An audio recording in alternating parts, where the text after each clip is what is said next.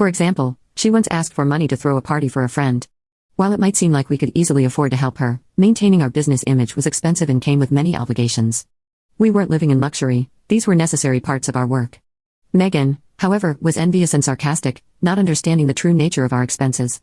She would say things like, dressed up beautifully, eating at expensive places, and I envy you.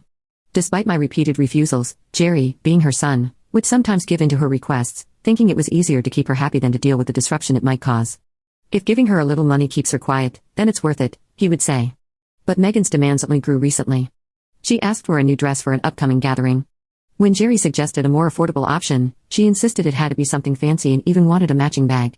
This left us feeling frustrated. To try and manage her frequent requests, Jerry had set up a credit card in Megan's name and asked her to use it for her expenses. At first, she overspent and was warned by Jerry. He asked her to let us know before making big purchases, but she continued to spend extravagantly.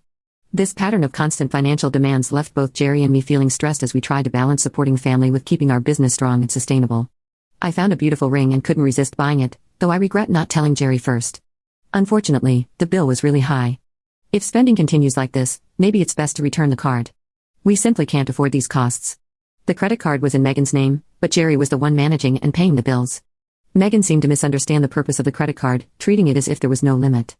She didn't realize that every purchase would eventually need to be paid for, and since the money wasn't coming directly from her, she kept using it freely. Seeing the need to control spending, Jerry decided to set a limit on her card. This led to Megan coming into our home one day, upset and complaining, "What the heck? I couldn't pay for my shopping the other day." "Why?" We explained that her excessive spending was straining our finances, which meant we had to lower her monthly limit. "It's still enough, right?" Jerry asked, trying to keep things peaceful. Megan protested, saying, "You two are still dressing up and going to fancy places. How is what I'm doing any different?" We tried to explain that these activities were part of our jobs, not just for fun, but Megan didn't see the difference. "If that's a job, then what I'm doing isn't any different. It's unfair that only you two get to have all the fun," she argued.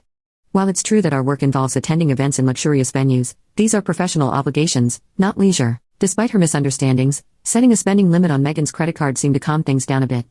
Occasionally, Megan would visit and complain to Jerry, but overall, life went on without major disruptions.